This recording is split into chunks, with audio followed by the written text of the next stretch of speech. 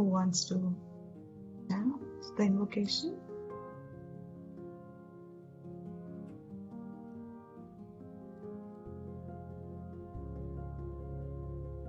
Priyanka? Yes, we'll do.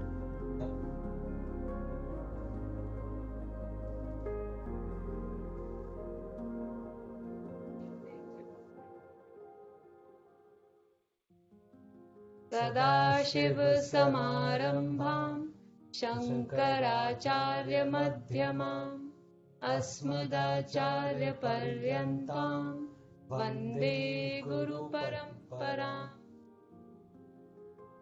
श्रुतिस्मृतिपुराणानाम् आलयम् करुणालयम् Namami भगवत्पाद शङ्करम् लोकशङ्करम्।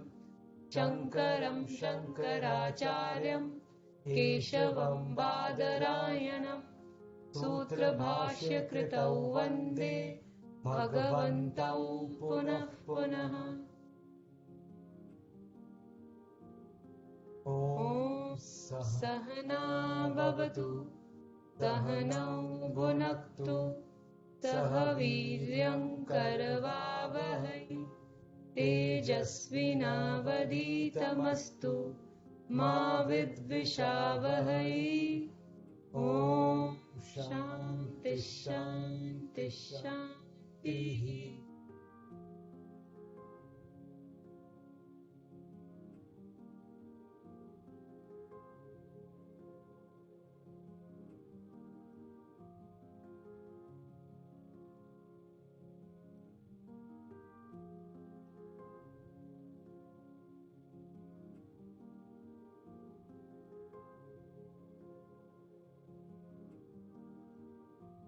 Trying to share the Gita verses. Can you chant 14, 15 and 16, Priyanka? Yes, yes.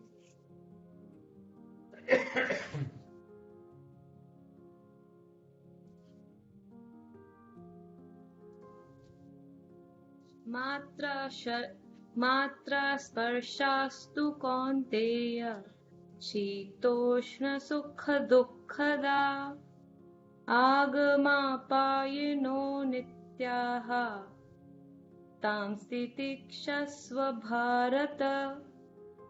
यं हि न व्यथयन्त्येते पुरुषं पुरुषर्षभ समदुःखसुखं धीरं सोऽमृतत्वाय कल्पते। नासतो विद्यते भावः नाभावो विद्यते सतः उभयोरपि दृष्टोऽन्तः त्वनयोस्तत्त्वदर्शिभिः।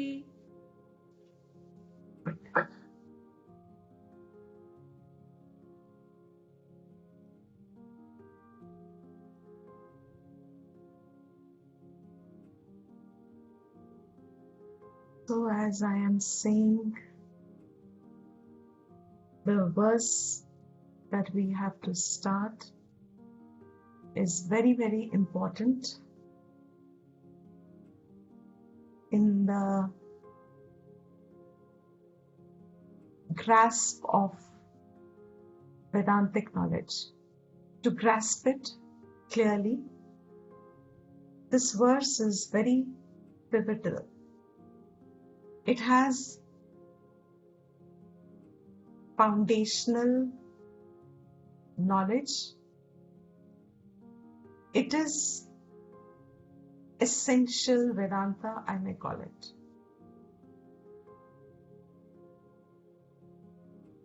It helps to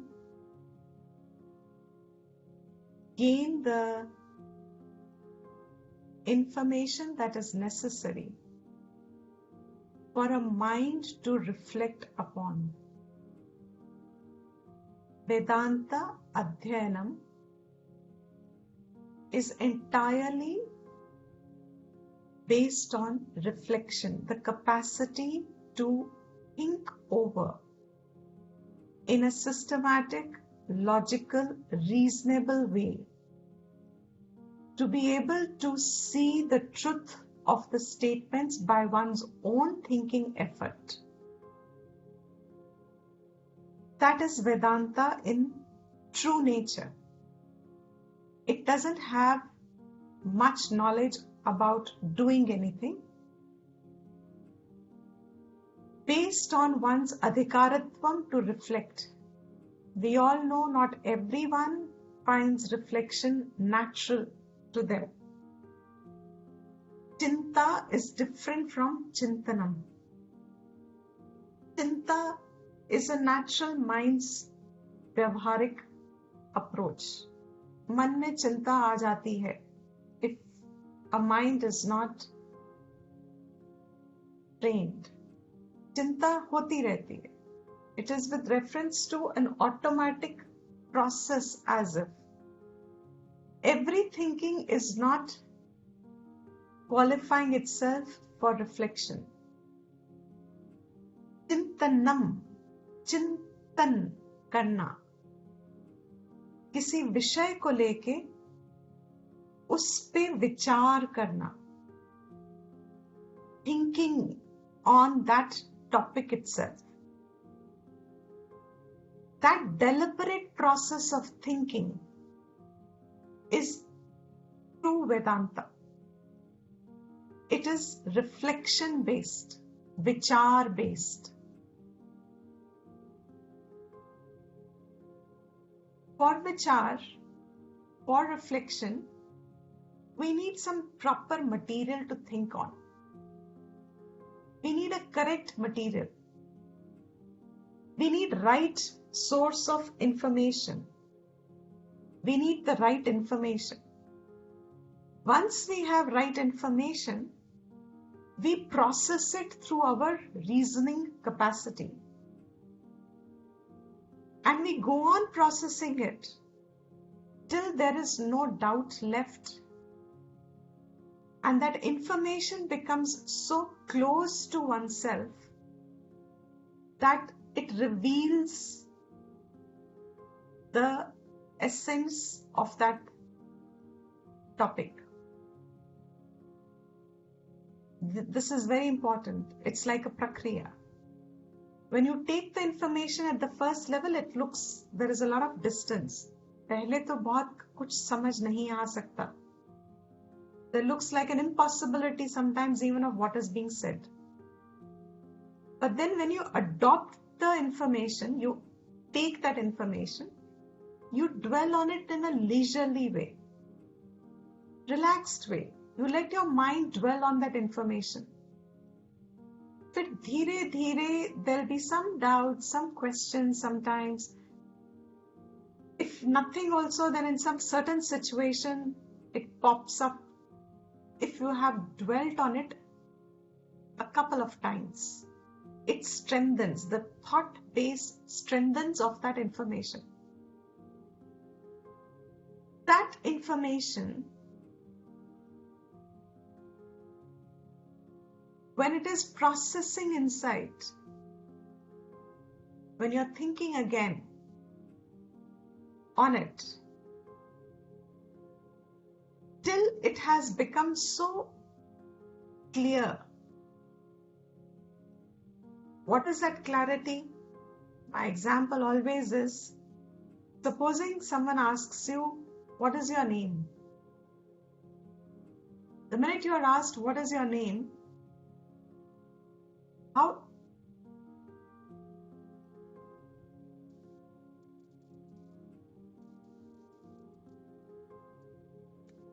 Anybody else has a network issue? I know YouTube had a network issue. So I think someone probably has a network issue here on my end. Was it okay for others? Yeah, it's okay. For us, it's okay. Oh. YouTube is In between, I lose your voice. So there is a little network issue. I'll repeat myself. The process of Vedanta is, I'm saying this as a background to before starting this verse. The process of Vedanta is the information that is given, which is pure Vedantic. Pure Vedantic, I mean, उसमें कुछ application नहीं है. You cannot do anything about that knowledge. You cannot apply that knowledge. It is pure Vedanta. That's what I'm calling as pure. That information you cannot apply. So what do you do about that information? You can only reflect on it. आप विचार कर सकते हो उसके ऊपर. और initial stages में certain portions of knowledge look really distant. नहीं समझ में आता. But when you go on dwelling on it, you keep it in a very relaxed, leisurely way. You let those thoughts rise and think about them. When your own thinking starts to mingle with that piece of information, that begins the process of reflection. With an idea to see how is this statement true. Sometimes a doubt arises, sometimes questions arise, sometimes it's clear. Capacity to reflect is what is actually an adhikari bheda. Each adhikari has a different capacity to reflect. In fact, your capacity to reflect is also determining your adhikaratvam in Vedanta, other than sadhana chatushtayam. So this particular verse is actually a verse which is information of a fact, of truth, which Vedanta propounds, which Vedanta reveals. That information, it's knowledge, pure knowledge. This you cannot apply in the world. ये कर्म का विषय नहीं है. This clarity should be there in the beginning. It is not a topic of anything to do. It is a topic of thinking, vichar. What is that vichar? In the previous verses we saw, Krishna is addressing Arjuna's samsara. And Krishna is saying, there is no reason for grief either from paramarthik drishti, from the standpoint of Atma, or from a vyavharik drishti, from the standpoint of deha, body. Because from the standpoint of Atma, Atma is nitya. Nitya means it doesn't come, it doesn't go. It is always there. So, that Atma which is one's swarupam, one's real nature, is ever existent. The fall of that, the outcome of that knowledge is that if I don't know my nature as Atma, I am Atma, but somehow I don't recognize it, and I see myself as a limited entity, as a name and a form. When I look at myself as a name and a form, I am only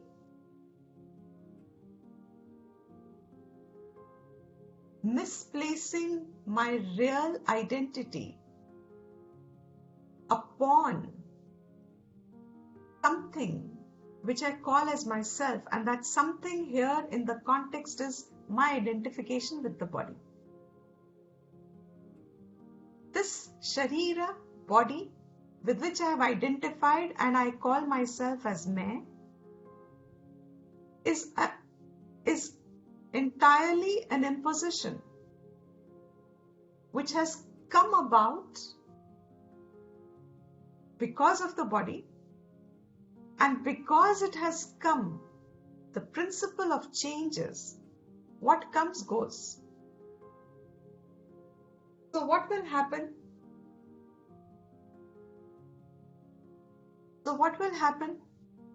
Whatever has come will be going. Therefore, it's another relative fact, changeless. You can't grieve about it. You cannot change it. So what is a question of expecting something else there? जो आया है, by nature, by स्वभाव, जाना ही है. So what are you expecting anything else out of it? Is it logical? Is it reasonable to expect some lastingness or some constancy of something that has arrived? Therefore, it will go. Keeping that vyavharik drishti standpoint of the body also, there is no reason at all to grieve. Now, vyavharik drishti is where we all get stuck on. As I said before, Atma is Nitya is not anybody's problem. It's not a cause of grief. Grief itself we know has come because of certain situational, circumstantial happenings or interactions or whatever word you want to call. That vyavharik drishti, which is a cause of grief, Bhagwan here in the 16th verse is establishing, reinforcing that vyavharik drishti which you believe is right, because of which you are getting grief, that situation, that circumstance which is brought in grief, correct. You also know it is relative. You also know that it has just come about because of certain, you attribute certain reasons to your sorrow or grief or pain or happiness. They are short-lived. You know that. What is the teaching? The teaching is what you already understand, ye aaya hai, or definitely it will go away. But in that moment, the sense of reality that you have imposed on the situation, you have to examine that. That sense of reality which you have imposed on the situation, on certain things that you have attributed your grief upon, उस पे विचार करो. Is that real? क्या ये सत्य है? जो हो रहा है क्या ये सत्य है? जो दिख रहा है क्या ये सत्य है? Whatever is happening in the world, whatever the world is presenting to me in my cognition, in my perception, does it stand the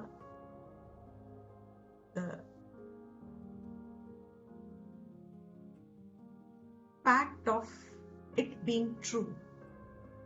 Does it stand the test of being true? क्या ये सत्य की परीक्षा पे रहता है? क्या ये सत्य है? Whatever is happening in my world around me, क्या ये सत्य है? That is a question. हमें लगता है सत्य है, तभी तो अर्जुन को लग रहा है कि ये सत्य है. That war is real. Him losing his people he is very attached to, deeply attached to, he is losing them. This is real. Bhagwan says, if you have to rise above this confusion and grief that has set in, you will have to go a step behind the situation and examine if it is real. Not leave it just at a vyavharik level. That vyavharik level in which you see the reality. Nobody says this war is unreal. You can't. But if you are able to penetrate that situation and observe the reality behind it, the truth of that situation, actual truth of the situation,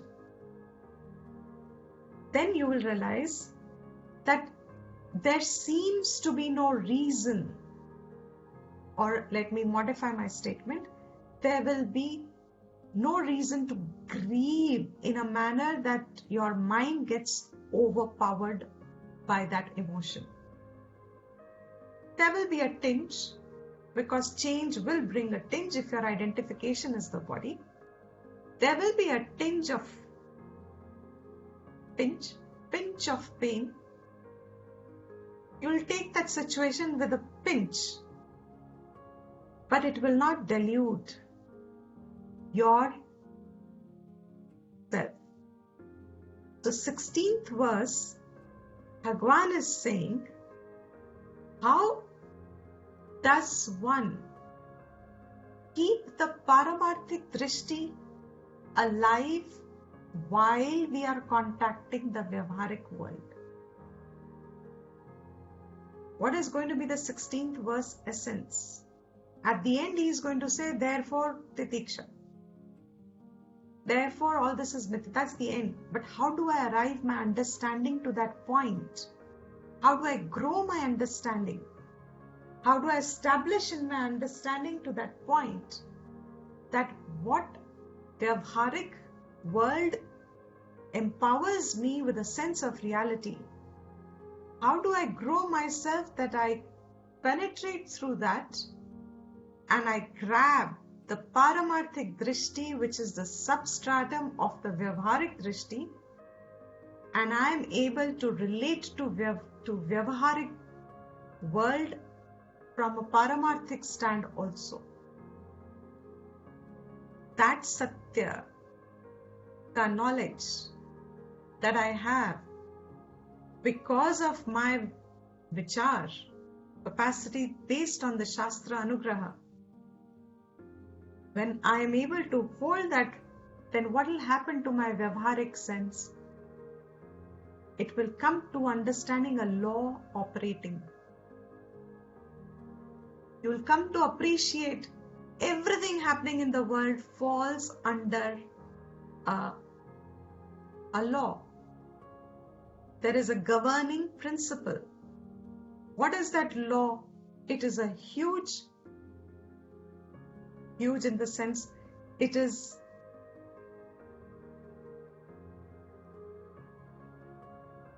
all explainable. That law is explainable, which brings about the Srishti.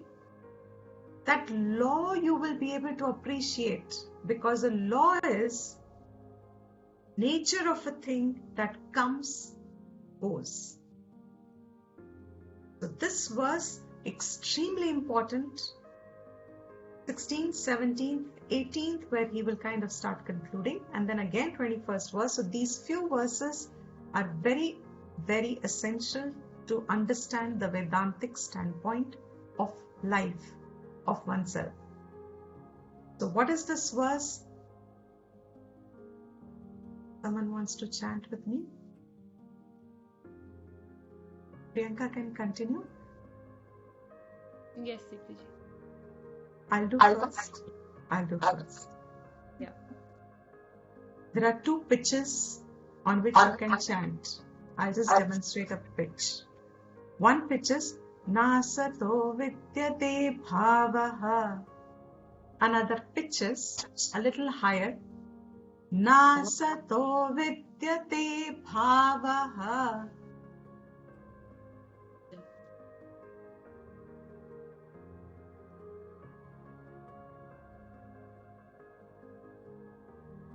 See the first half.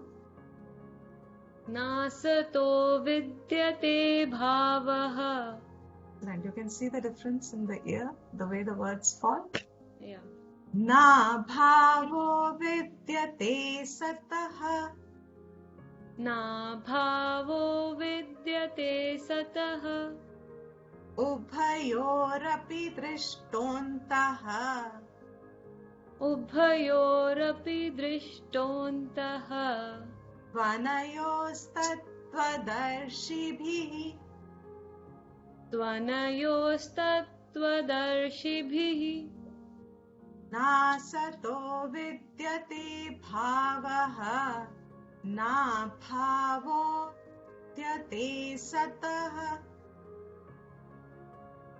Nasato vidyate bhavaha. Na bhavo vidyate sataha. Ubhayorapi drishtontaha. त्वनयोस्तत्त्वदर्शिभिः उभयोरपि दृष्टोऽन्तः त्वनयोस्तत्त्वदर्शिभिः. To the whole verse.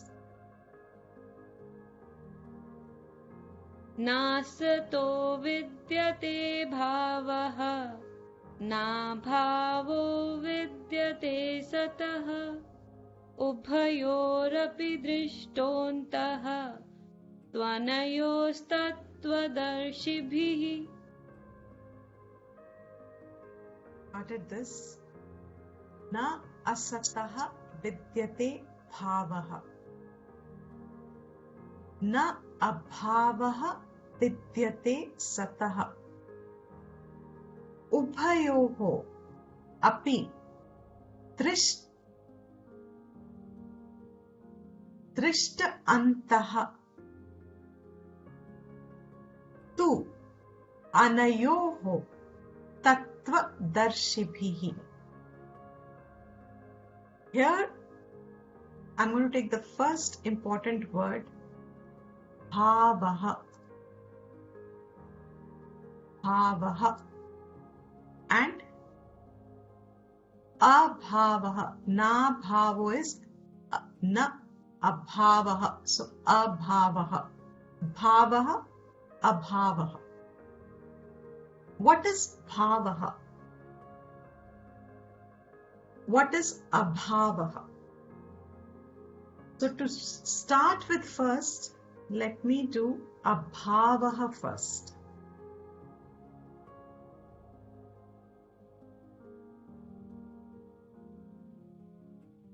This person, and the sharing device I'm calling a person, whatever I shared before, it stuck on that. It sticks. So even though, okay.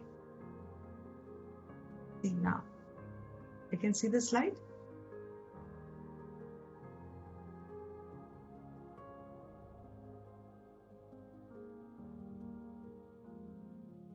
Take pot. This is a traditional example, standard traditional Vedantic example. Take a pot.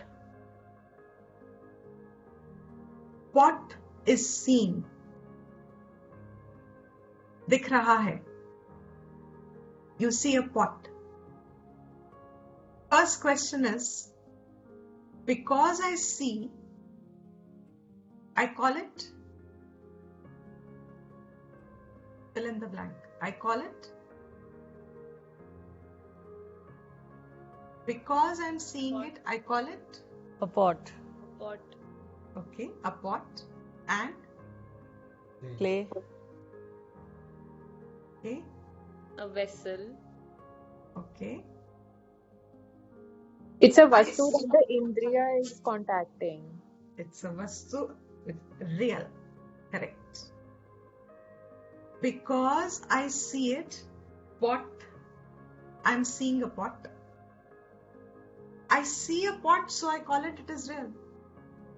First sentence. Is that not true? Yes. Because I see, I say, hey, this is there, it is there. Did you see that key there? देखी आपने चाबी वहां? That means because I saw, it is there. So my sense of reality is as if engaged, as if conditioned to my sense perception. My sense perception gives me a sense of reality about objects. Ghataha is the word for pot. Ghataha asti hai. Pot is hai. When I say pot is, with a sense of reality, that sense of reality of that isness with the pot means pot hai, matlab pot is existent there. Hona matlab hai, existence is non-separate from hona. Pot is existent.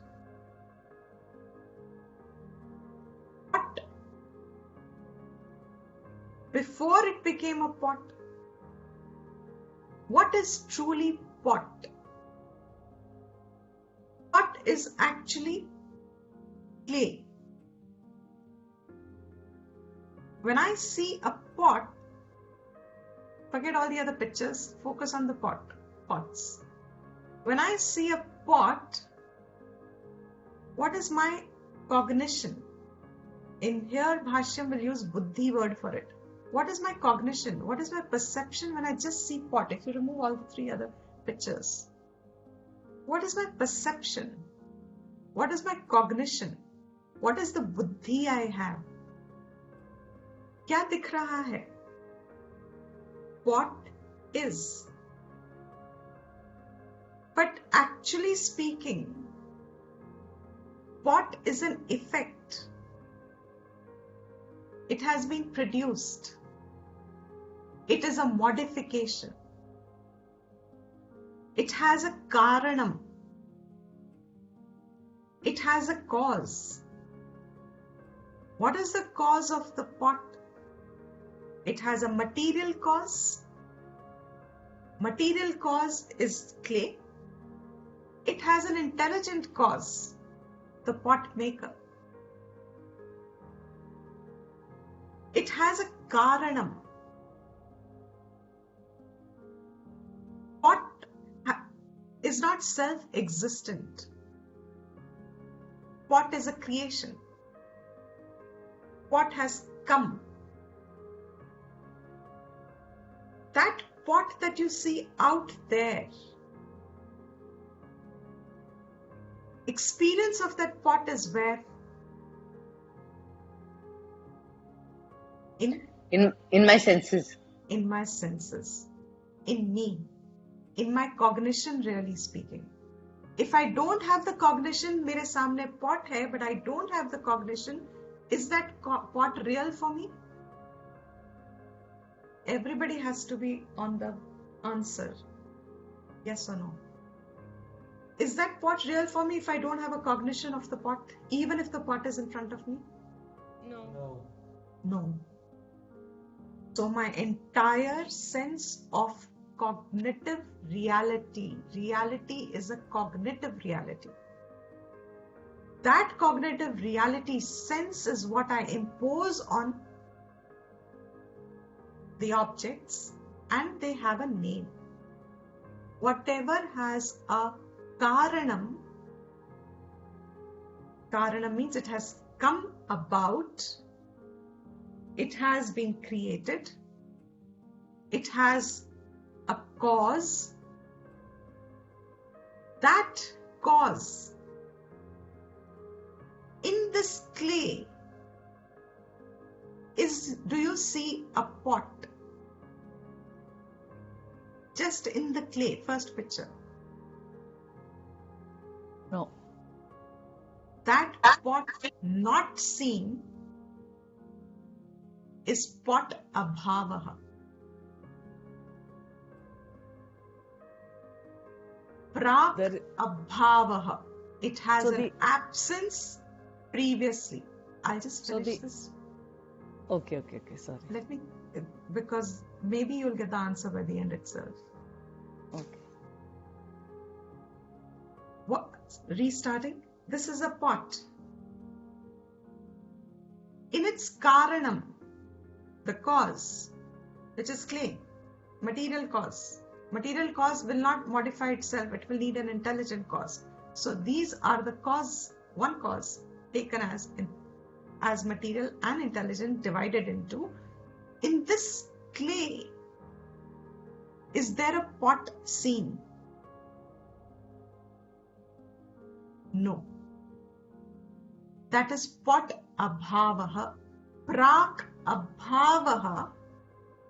In the material cause, there is a material cause, but that material cause has absence of a specific name and a form.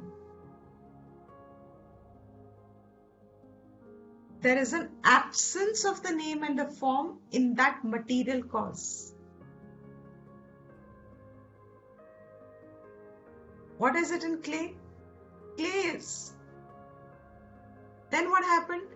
The intelligent maker, the intelligent cause decided to modify the clay. As it was being modified, that modification started giving an akar, a form, and then got produced. It was a process of production. There was an entire manufacturing unit there, and it got produced now with a name.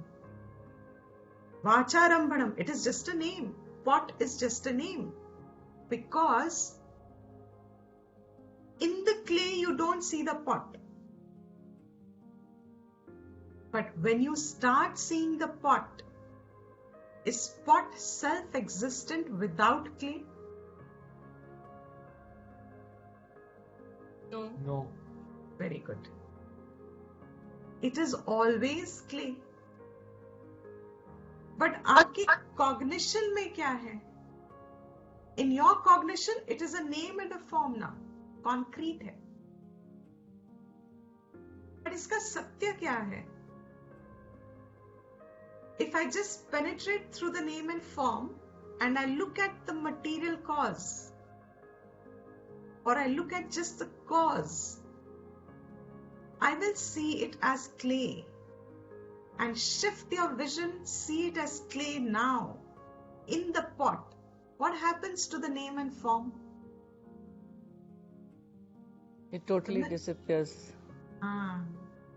It fades away into the background.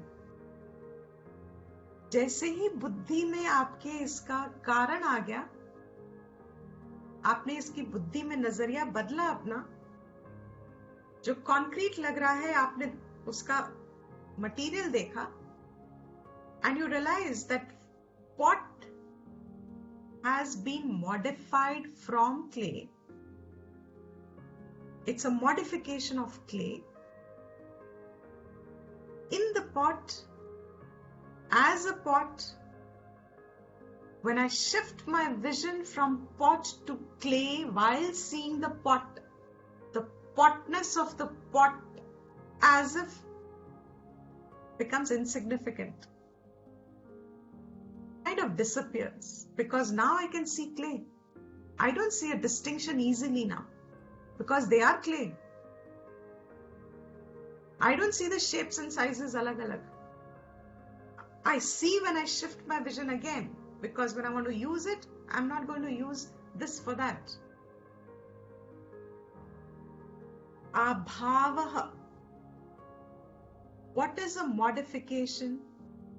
A vikaraha. What is a modification? An object that you contact, see with a sense of reality, is actually nothing but a modification. What is creation? Entire creation is vikaraha. Entire creation is based only on a fundamental cause. Creation is a karyam, experienced as real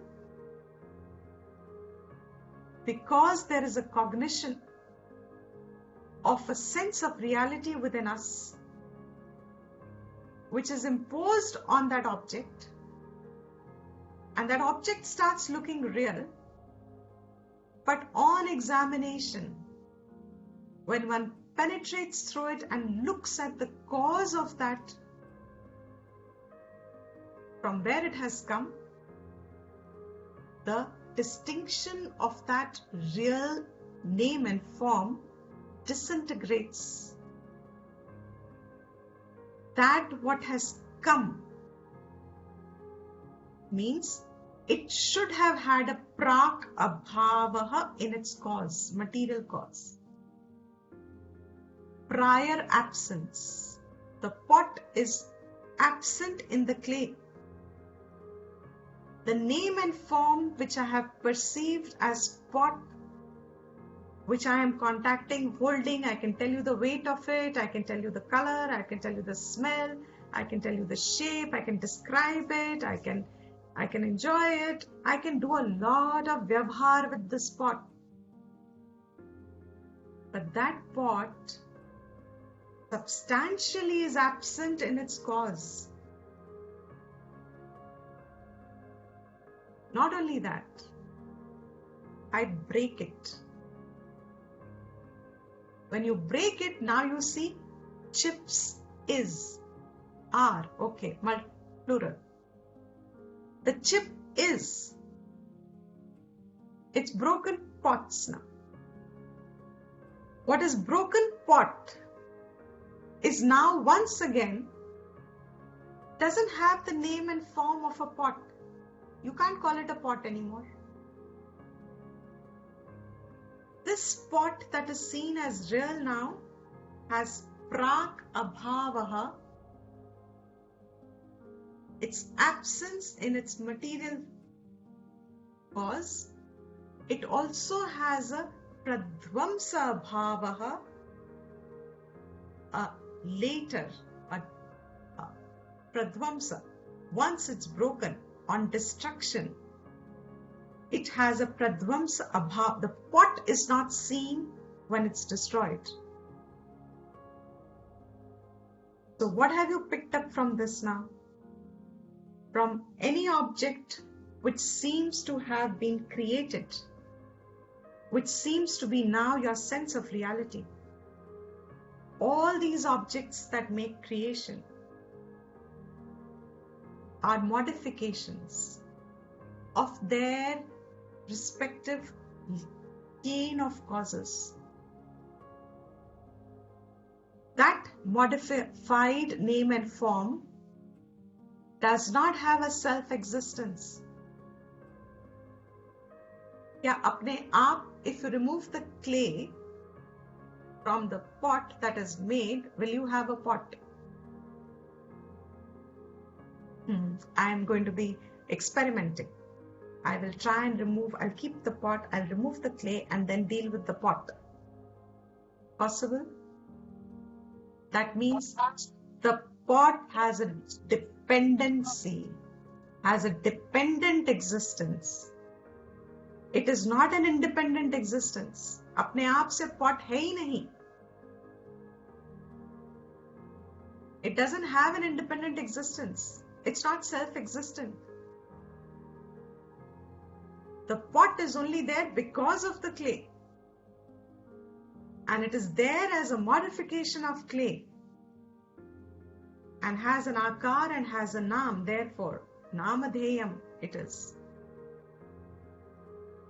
It is actually in the Upanishad, it's on the tongue.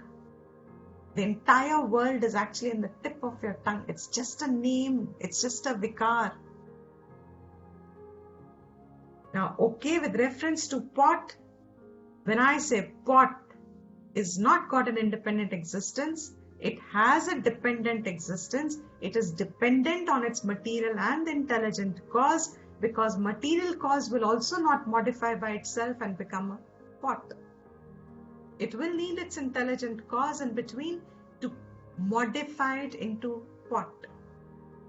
All right. Is the clay independent existence? Does clay have an independent existence of its own? No. I don't think so. It doesn't have, correct? 5 elements. So Yeah. what is clay? What is clay? Exactly. What is clay? Clay is nothing but an earth, mitti. It's earth. So entire clay is actually, you can reduce it to earth, Prithvi. Mhm. But is Prithvi self-existent? Again, no. It's. I think it's part of so many other things. Does anybody remember the chronology? The subtle elements, the 5 Ah. subtle elements form What the. was, now you see why Tattvaboda helped. The 5 elements that you contact everything in creation is made up of 5 elements. I'm summarizing it now. Everything in creation is reduced to 5 elements. What are the 5 elements? Space, air, fire, water, earth, according to Vedantic Drishti. Different darshanas may take different numbers. 5 elements makes every object. So all that you contact in the world will be reduced to these 5 elements. But the 5 elements that you contact itself are not pure by themselves. They themselves have their own tanmatras, pure elements, purer state. What you contact here now, what you are contacting here is a mixture, is grossified. Itself is a vikar. So when you call Prithvi, Prithvi is not a pure Prithvi tattva. Prithvi is already a vikar of Prithvi and has a mishran of the other 4 elements. Only difference is Prithvi is predominant. The other 4 elements are, my maths is very poor, so you can divide the ratio. If Prithvi is 50%, the rest of the 4 take the 50%. And what happens to the next element? Water. That means in Prithvi that I am contacting, if this clay is made up of Prithvi, this Prithvi is not just Prithvi. This Prithvi is 50% Prithvi and the rest of 50% is the other 4 elements, and that is why my senses can contact it. What about the water? Water, when you contact water, 12.5, okay. When you contact water, water is 50%. What are the rest 4? 12.5 each of them. What about fire? Fire is 50. What is the rest of the 4 in them? 12.5 each of the 4. This was called Panchikaranam. Everybody remembers clearly? That creation, entire creation is an effect caused by the process of grossification. It's a modification constantly happening. It's a modification. The question is, if everything has a cause, and that has a cause, and that has a cause, and that has a cause, there is a flaw in thinking. What would be that flaw? Infinitum ad regressum. You can go on regressing it, because a cause will have a cause. Uska cause kya hai? Uska cause. Will there be a causeless cause? Is there a cause which does not have a further cause? What will determine that? That cause should be self-existent, independent existent. So is What that will be Brahman? What will be independently existent will be the final cause, because that independent existence means it can exist independently without it having a creation. In this limited example, clay can exist independently without it forming a pot. The clay doesn't have the urgency or the need to become a pot. The clay is independent. It doesn't have anything to do when a pot is made. Clay remains clay. That independent existence. What is that independent existence? Because if the whole creation is a perception in me with a sense of reality, and this whole creation is a changing creation, ever changing, and now we establish that it is a modification, then sense of reality comes from where? That sense of reality, clay is. है ना? मिट्टी है ना? With what certainty we say? है तो सही. And then when the kumhar starts making, बन रहा है ना? Even when you say बन रहा है तो, the pot is being made, is being made. There is a continuity of isness. है ना, बन रहा है, दिख रहा है. And then what? Suddenly that pot banna has ended in perception. What has replaced it? Oh, pot hai ab. Now I have my entire perception is now a pot. It started with clay is, then made is, then pot is. And then when it's destroyed, oh, pot gone. Pot gone. I don't see a pot now. The pot vritti is gone. But what I am seeing, the chip. Chip hai na? Hai na? And then you powder it further. When you powder it further, now what has it become? Clay. Clay again. Vikaraha. This entire process of vikaraha, question is that isness is getting imposed on objects again and again, as if never not there. There is no gap, there is no break. Clay came, went, break. There is no longer a clay perception in me. Pot is being made, perception has got replaced. Pot has got made, so now pot has got replaced completely to the clay perception, and pot destroyed. Now the chip has become complete perception, replaced the pot perception, and then the powder, the mud, the clay once again has become a perception. Agama apainaha. Do you see that? Agama apainaha. What was agama? Aya. Clay dikha, so clay perception aya. Then it got modified. Pot dikha. Clay perception chala gaya. Now what am I seeing? Pot aa gaya. Then what happens? Pot gone. Chala gaya. Now what has happened? Broken pot pieces. You can't even call them, it's pieces. Phir se aa gaya. The pieces have come now. In my, what Shankara is going to establish in this bhashyam, this is so outstanding. If you observe your own experience of the world, any contact you have in the world, any sense contact, any sense perception, any experience of the world, every experience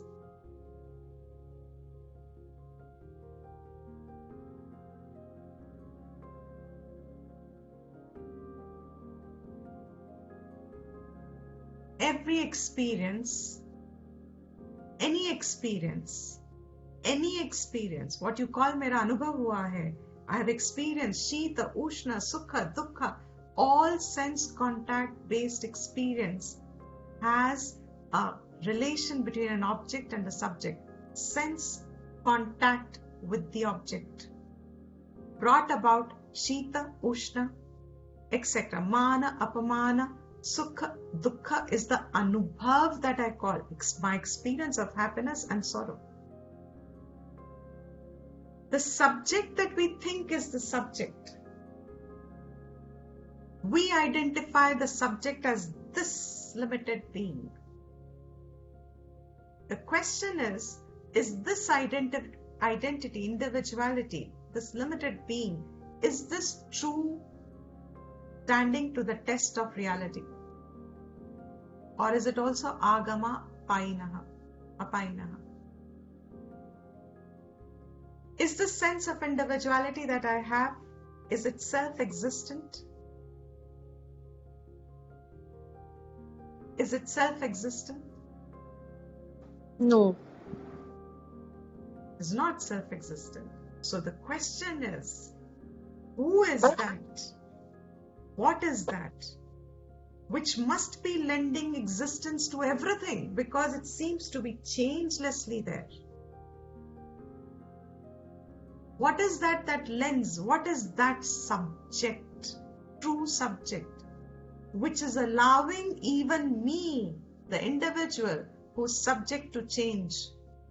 In what manner? When the body is born, I say I am born. When the body has pain, I say I have pain. When the body is graying, I say I am graying. When the eyesights are weakening, I say my eyes are weakening. I have become a weak person. When I gain weight, I am a fat person. My I is constantly identifying or modifying with something or the other.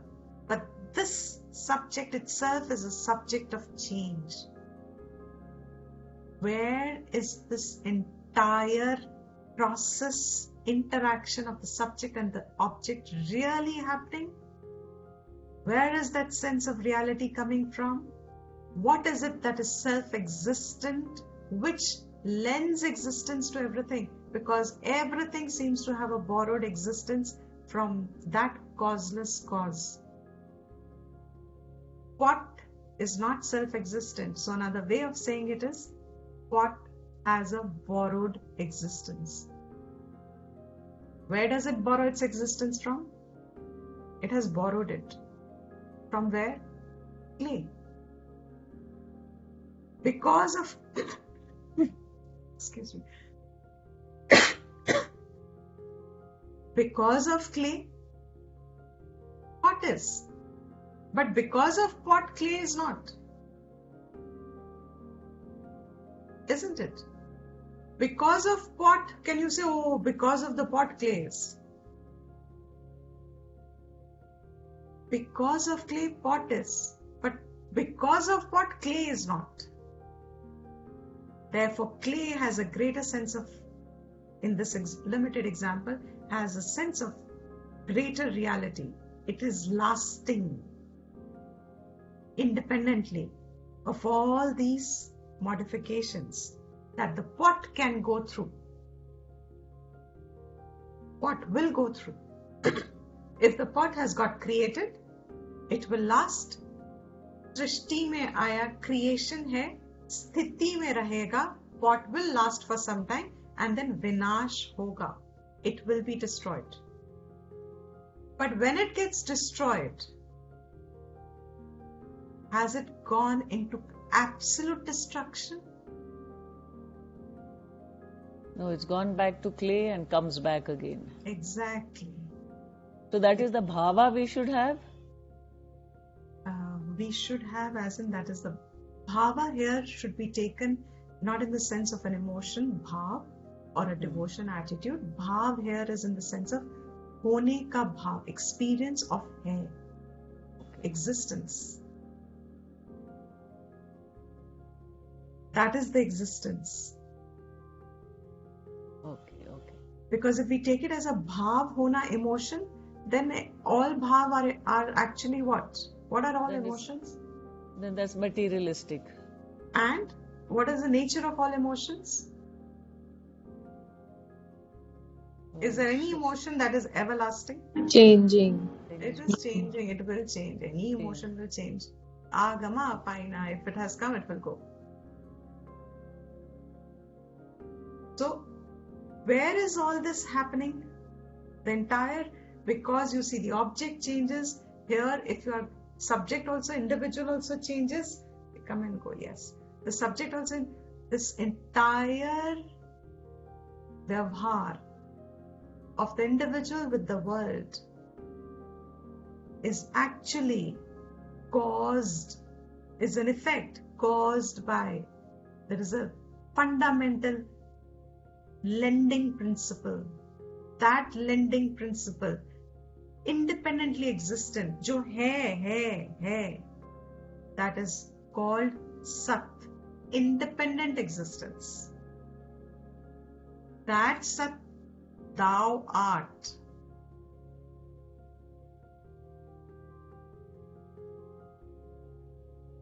that Sat thou art. That independent existence is your Swarupam. You are lending it. But which you? The Sat you, where the you as a name and form will come and go. But you, the existent principle, that remains. And therefore, in this vikaraha,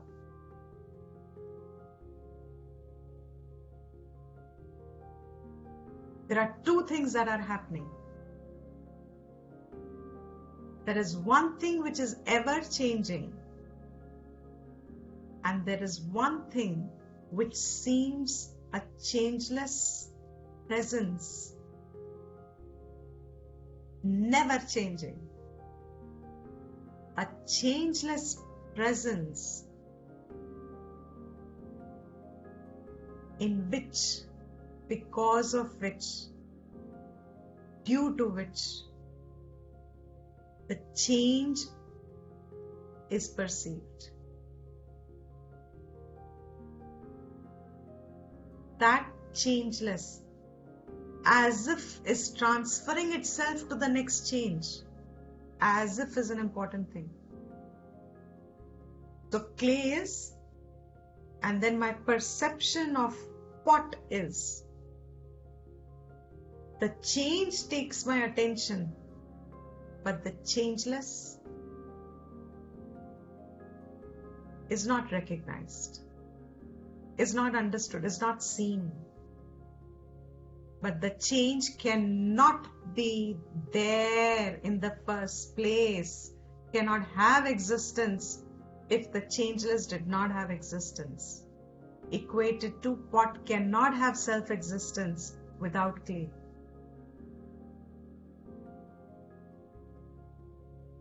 This is, now we will see the verse. Little background, this will help understand the verse a little clearly. So far, any question now so far?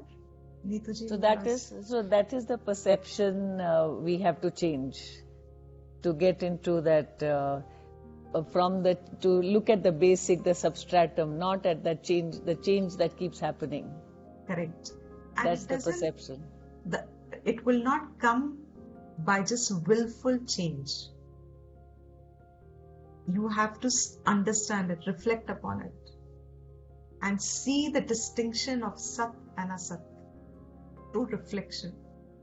Because if you will do it through change, if you employ the will there, then it will also be temporary.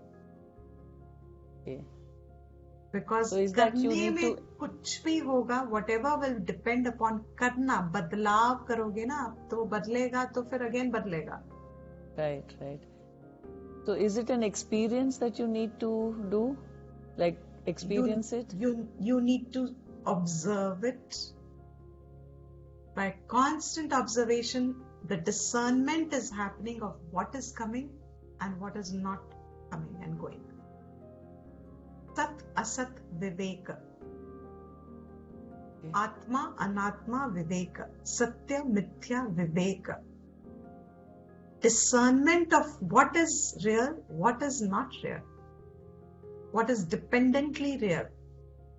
That's the right word. Not real is wrong word. What is real and what is a dependent reality. Whatever has a dependent reality, how much of importance can it have? Yeah. Only that much as will be required. But when we don't have that perception built in us, that viveka built in us, then that discernment not being there, every situation is real. And therefore we all experience, we are all subject, all human beings are subject to such extremes of emotions. On one time you will be exhilarated, excited, and so happy. As if happiness is the end of the world, you got it all. In a few months' time or few years later, it has always fascinated me. Probably one of my mananams is early stages when I said, if a person is happy, how can he become unhappy? And if a person is unhappy by nature, why is he seeking happiness? Happy वाला इंसान कभी unhappiness नहीं सीख करता. Happiness, but वो बदल तो जाता ही है कभी ना कभी. When it changes and then you say, oh now I'm again looking for happiness.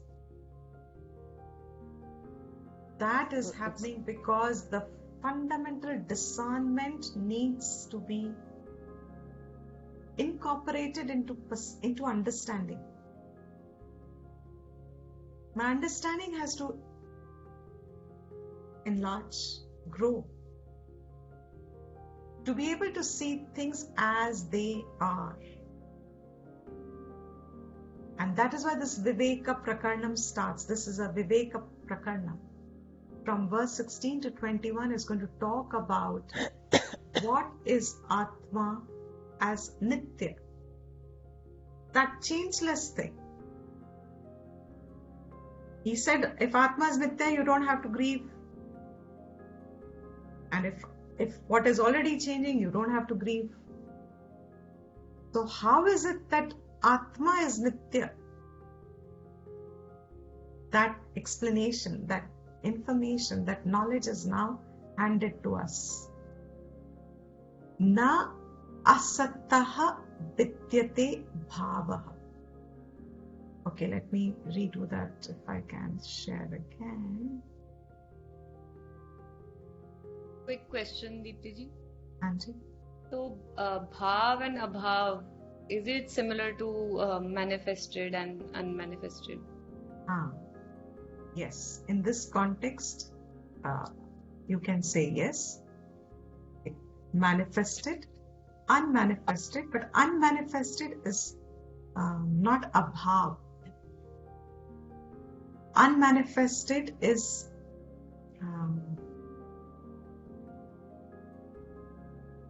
abhav has would be non-existent.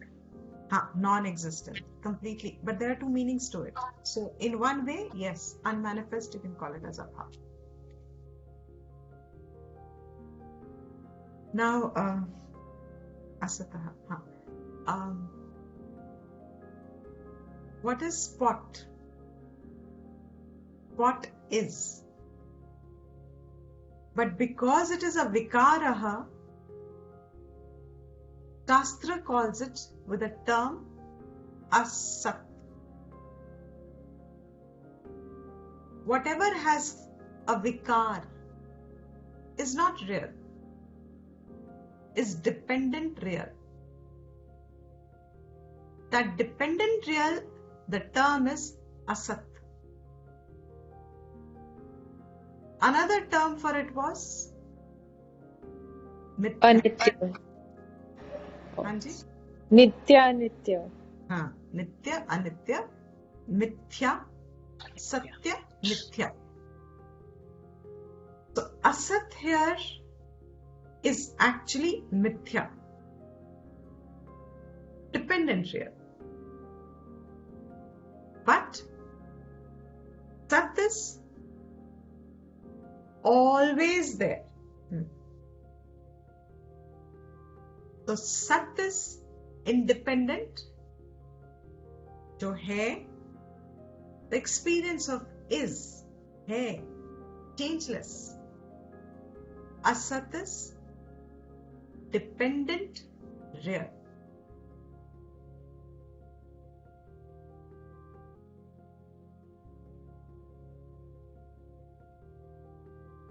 Now, na asataha vidyate bhavaha.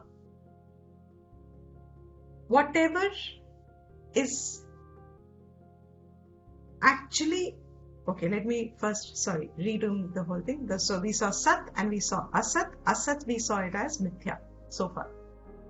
There is another way in which people take Asat as, which we introduced in the last class. Asat as complete absolute non-existence. Absolute existence. Example, Horns on the, you had given. Horns on the human head. On human head. Or another example is Kham Pushpaha. On the sky you see flower. And the clouds make those shapes and you say, oh, that's a flower. Or mirage water. Absolute and non-existence. Kabhi aayega nahi. So one meaning is na asataha vidyate bhavaha. What is actually complete absolute non-existence will never have existence. आ ही नहीं, जो कभी था ही नहीं वो आ ही नहीं सकता, जो है ही नहीं वो हो नहीं सकता. न अभावः विद्यते सतः. जो है सत, it can never go into non-existence. उभयोः अपि दृष्टः Antah, the truth of these two statements, whoever sees, that tattvam who sees. Which tattvam? This distinction of what is the changeless and what is the changing, what is satya and what is actually mithya. We are removing the asat completely from here as non-existent, absolute non-existence. What is never there can never come. This is a statement anyway. Who needs a Gita for it? Asataha here as mithya. जो dependent है वो अपने आप से आ नहीं सकता. It cannot come by itself. This truth whoever sees, tattvadarśi bhihi. This truth of these two has been seen by those who know the tattvam. What is that tattvam? Sat is the tat. Now, with the help of the Bhashyam few statements, this will become very clear, I'm hoping. The first word, na asataha. Na asataha, Shankara says, avidyaman. Jo hai hi nahi. What is avidyaman? By itself it is not existent. He says, Shita Ushnaha Adi. Shita, Ushna, Sukha, Dukha, all pairs of opposites. That is a part of our experience. And in that pair of opposite, this individual contacting the sense objects through the senses is this duality that we experience is also Shita, Ushna, Adi. You can call it entire realm of experience of an individual. Sakaranasya. They are only there because they have a karan. Apne karan ke alawa, they will not exist. Shita, Ushna, etc. have only come about because of their causes. Without it, na vidyate. It cannot be. Cannot be means what? Nasti bhavaha. It will not have existence without their cause. That bhavaha word, Shankara is giving another word for explanation, bhavanam, which is another word, astita. Hona, asti. Is in English. Na asataha avidyamanasya. Shita, Ushna, Adi sakaranasya. Na vidyate. Nasti bhavaha. Bhavaha means bhavanam astita. Cannot have existence without its cause. It has no independent existence. How he is giving a reason a little bit. Nahi Shita Ushna Adi Sakaranam Pramanaihi Nirupyamanam Vastu Sat Na Bhavati. Whatever is your object of experience, your object of perception, whatever is your cognitive reality, in that experience of Shita Ushna, when you deeply examine it, that experience, when you examine it, you find that they do not exist by themselves without their causes. Sakaranam sat na bhavati. Shitoshnadi na sakaranam bhavati. It will not be there. What is there then Shita Ushna? Vikaraha hi saha. They are only vikaras of their causes. Vikarascha means what? What does vikar mean? Vyabhicharati. Vyabhicharati means that which changes its appearance. So clay, while remaining clay, has an appearance of pot.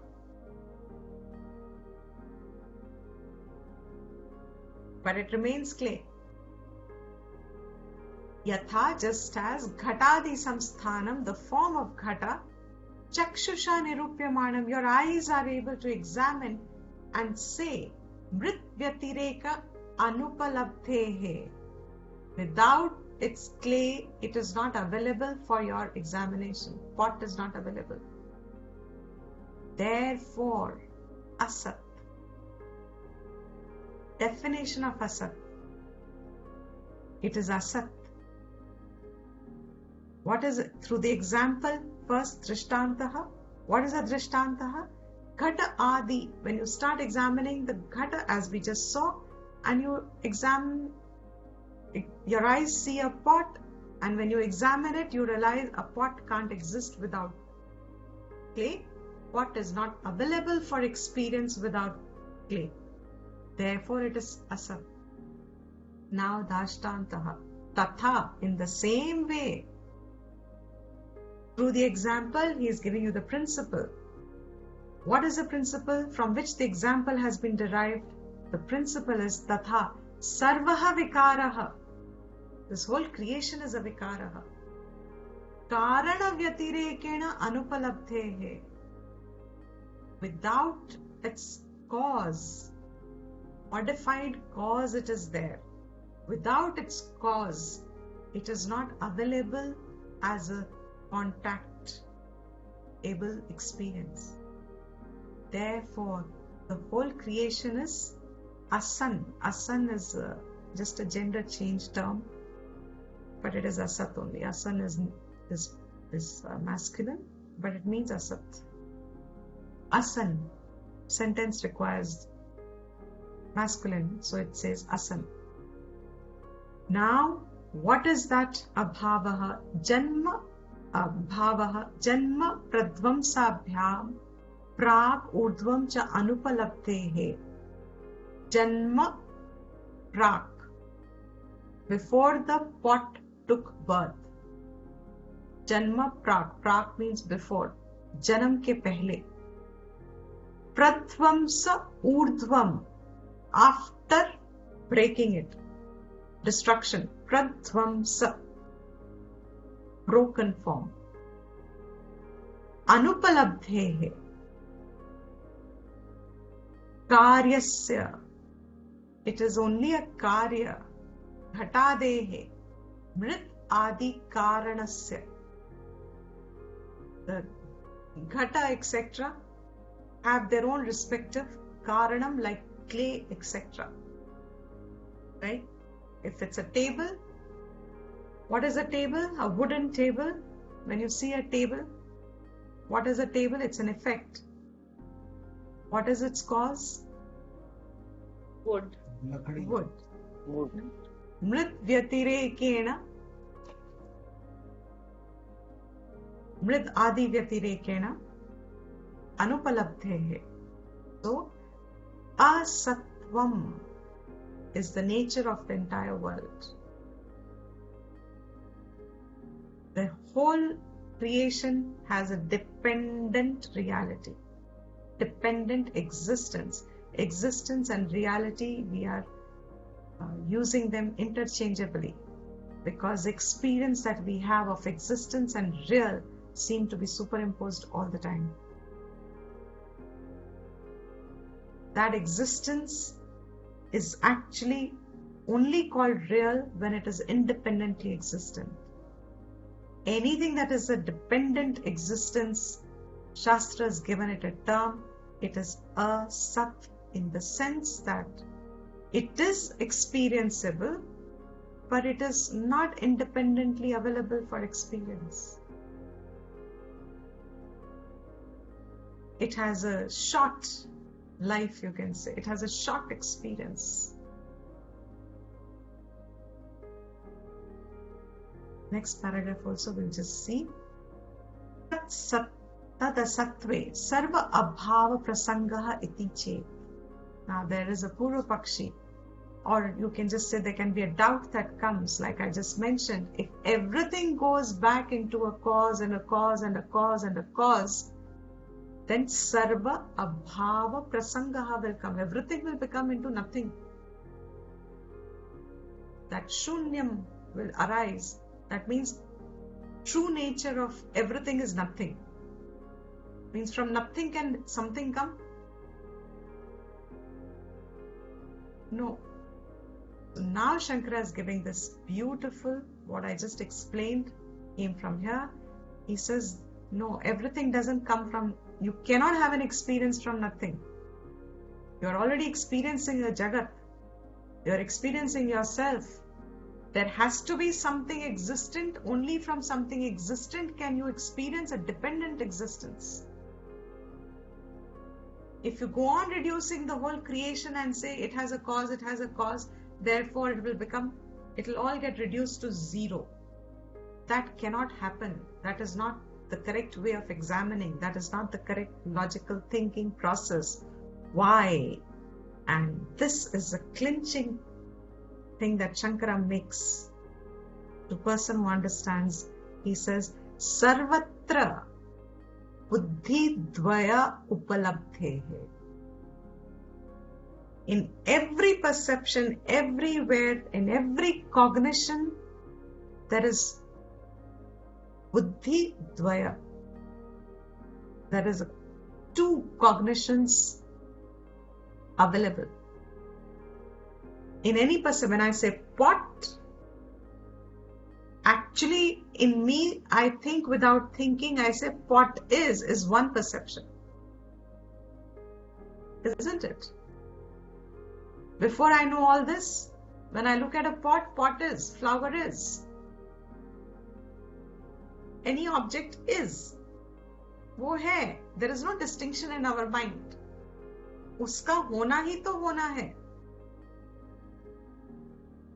But he says, if you examine very closely, in every perception there is two cognitive experiences that you have.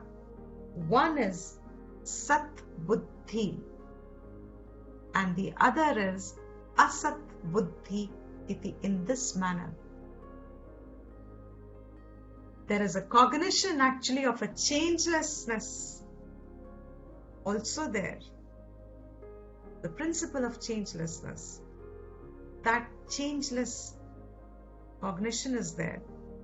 And the changing cognition is there. So Sat is also experienced. Asat is also there. Experienced. Iti Sat Asat Vibhage Buddhi Tantre Sthite. This is why Shankara and Vedanta learned properly from tradition and not self-study books, because Buddhi Tantra hai ye creation.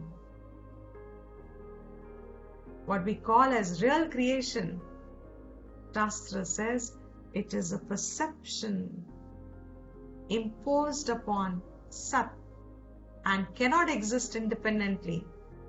Therefore, that Asat, which has doesn't have an independent existence and is only available as an experience, knowledge, Buddhi Tantra knowledge. that Tite sarvatra dve buddhi sarvaihi upalabhyate. They are both available. And both are available as what? This is also another technical term, saman adhikarane.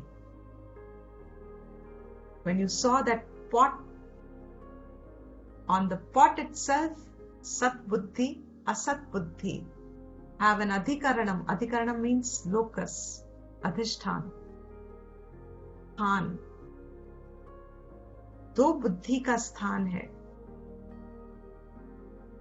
What sat and asat have samanadhikaranyam in that perception. Like what? Paksha, incomplete thinking would say, like Nilotpalavat. Like Nilotpala means blue lily. Is it a samanadhikaranam like blue lily? Blue is distinct, lily is distinct, but when they come together, we say it is a blue lily. No, not like that. It's not a noun and adjective relation. Sat and asat don't have a noun and adjective relation. Because blue can exist somewhere else, lily can exist somewhere else also. This samanadhikaranam is tanghataha, tanpataha, tanhasti iti. This is a ghata, this is a pata, and this is a, where is it?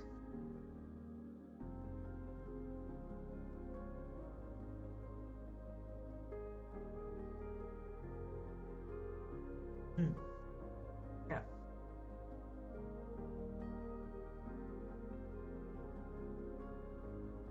This example, san ghataha, san pataha, san hasti. This is a pot, this is a cloth, pataha means cloth, hasti here is an elephant, this is an elephant, this is a flower. The saman adhikaranam is in that nature, not as noun and adjective, not as a guna, guni bhava. That means object will have its qualities, non-separate from them, but they have an existence in something else. But here the relation is between sat and asat. And what is that seen as? In every perception. In fact, there is no perception without a sat perception. And therefore, all is agama apayinaha. And they are only coming and going. Replacing each other. San, ghataha. Ghataha replaced by san, pataha. San continues. Ghata replaced by pata. So a thought comes and a thought goes. A thought involves me, the individual, seen as perceiving the world, but actually me, the individual, and the seen perceiving world, both of us are seen, have a reality dependent on that changeless. I'll quickly say that only to shortcut it. Consciousness, awareness, Atman, Brahman. That never comes and goes. It is Nityaha. And all this that is coming, sun, ghataha, pataha, hasti, pushpaha, etc., they are all asat, have their dependent reality on sat.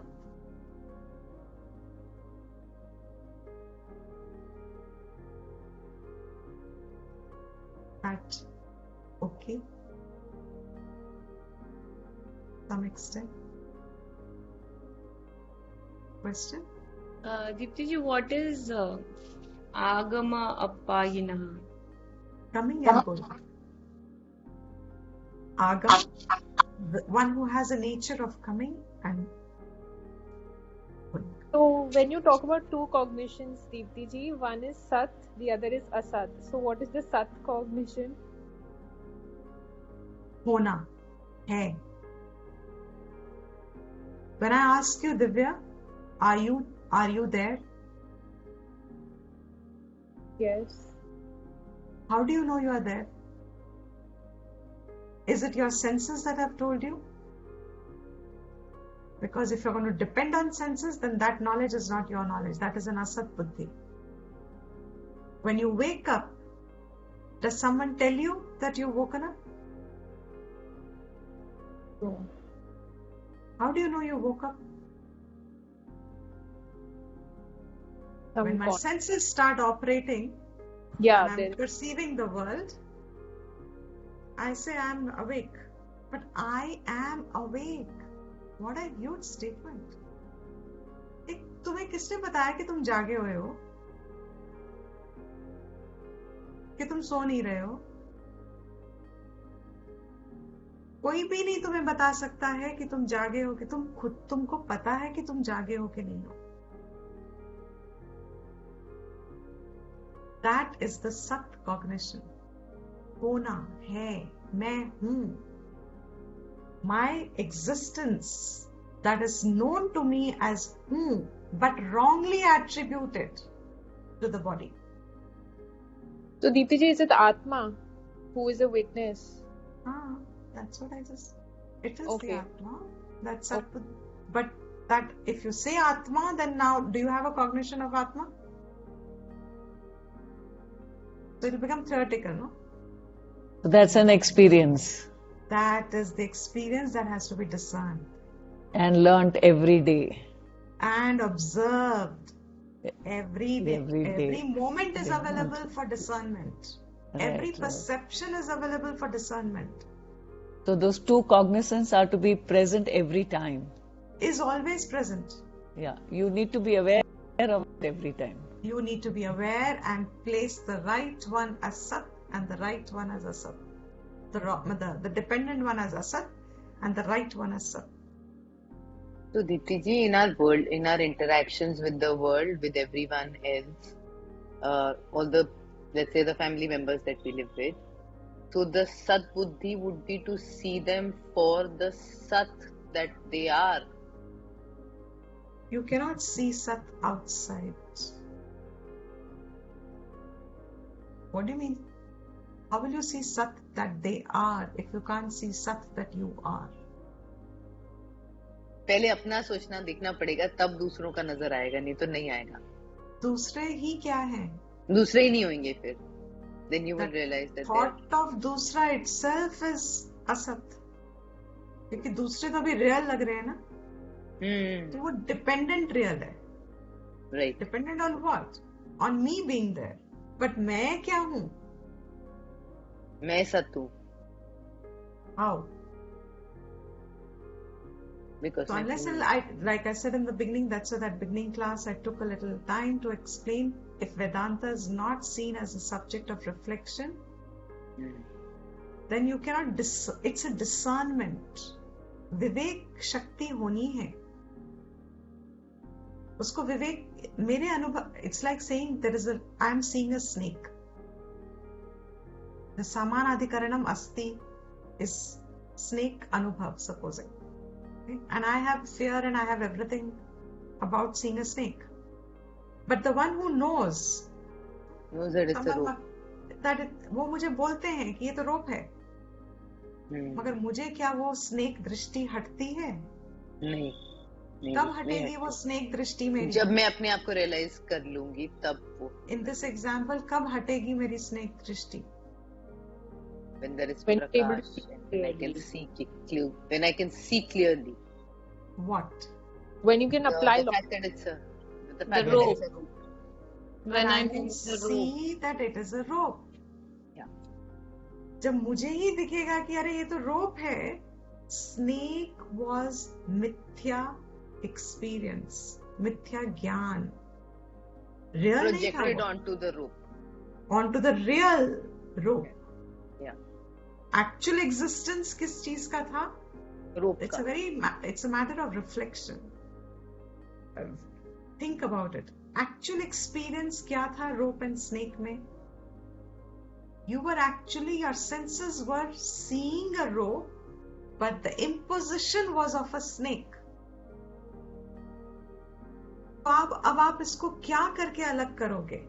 Snake को रोप से कैसे अलग करोगे आप? कोई मंत्र करेगा, कोई तंत्र करेगा, कोई ग्रह करेगा, कोई कर्मा करेगा, कोई उपासना करेगी. ये स्नेक कब हटेगा रोप से? When will I stop seeing it as a snake? When I reflect and I understand that. When I am able to Mananam. मननम करके ही कि भैया ये वस्तु है क्या वहां पे? When I don't see the head. Sorry? When I can't see the head and a tail.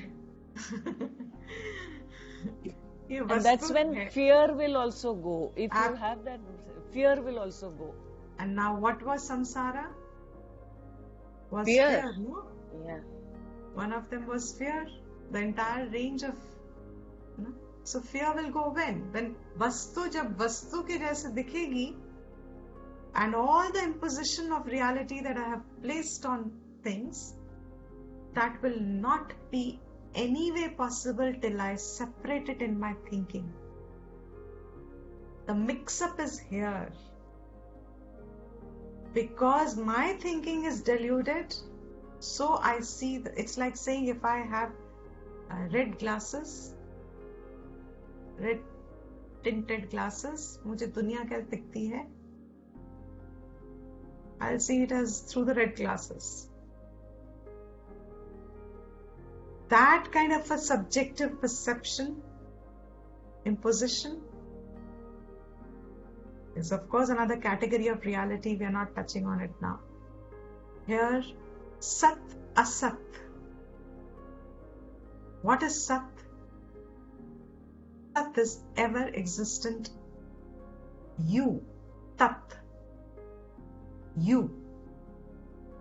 That Tat is Brahman, which is ever existent. And Sat, anybody remembers a verse from Upadesha Sar? Sat is always changeless, and it can also I think test of time. It can stand the test of time. It will be it's same. There in the three kal, तीनों कालों में same रहेगा, consistent. Correct. What is the nature of pure existence? Is it inert? It's Chetan, it's not Jad. It is? It's Chetan. Chaitanya. Sattaya hi chit, chittaya hi aham. Verse 23 of Upadesha Sar. Sat is chit, chit is aham. That aham, I, that I am constantly talking, I, that I is Sat, Chit, Brahman, Anandam. There is no sorrow, there is no grief. Sat, Chit, Ananda, Ananta. Okay, everyone?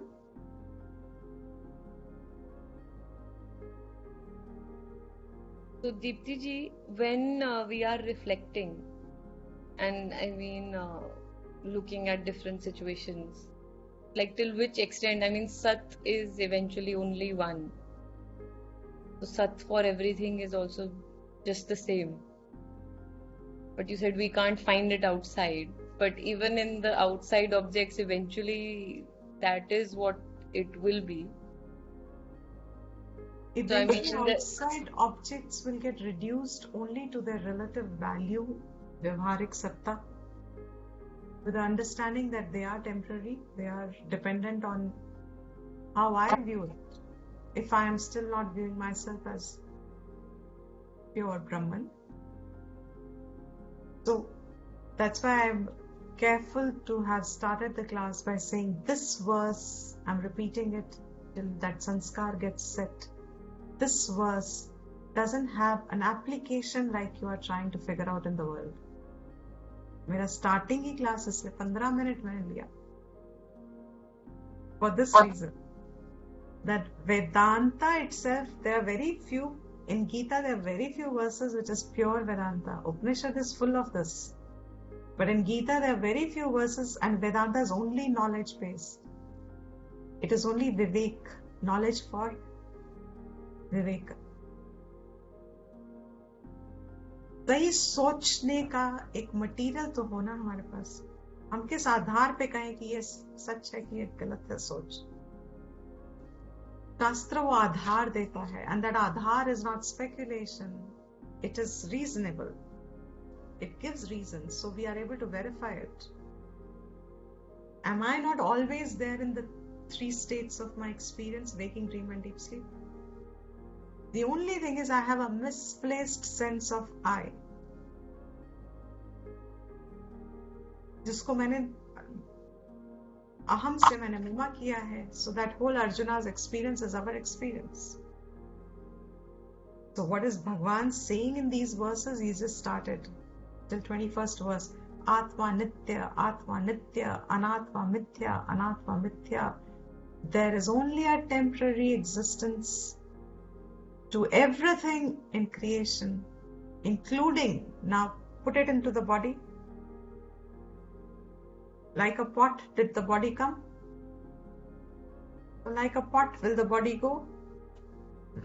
But what will happen to the is? That stays.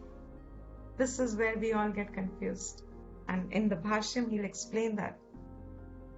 How we don't know that the is stays, because he says for us to experience is, we look upon an object. Because what is, I can say, is I am able to experience. Birth and death, when the body is gone, is the is gone. The locus of experience is gone. Therefore, the I subjectivity is gone. I can no longer say I, but existence, that discernment while you are alive is Atma Vichar. So Atma Vichar is basically the topic of Vedanta. Okay? We will end the class.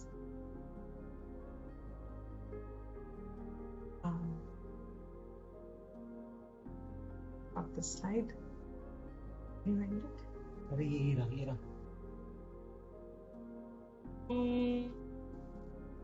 सर्वेषां स्वस्तिर्भवतु, सर्वेषां शान्तिर्भवतु, सर्वेषां पूर्णं भवतु, सर्वेषां मङ्गलं भवतु, सर्वे भवन्तु सुखिनः, सर्वे सन्तु निरामया, सर्वे भद्राणि पश्यन्तु, मा कश्चित् दुःखभाग् भवेत्. यार.